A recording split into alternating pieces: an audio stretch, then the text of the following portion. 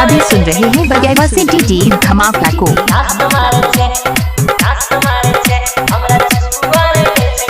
DJ Umesh Sukhipur बाजार।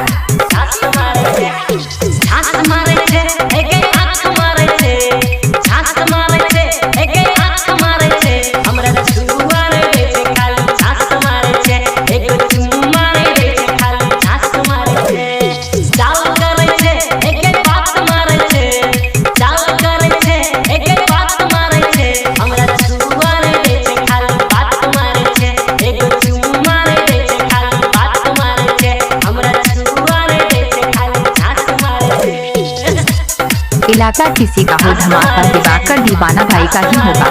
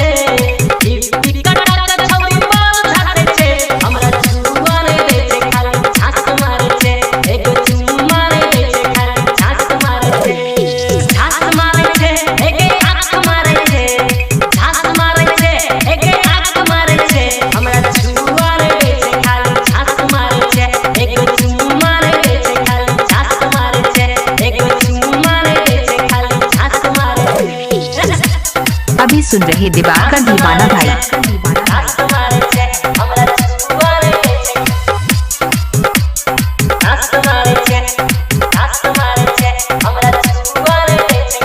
DJ Umesh Sukhipur बाजार।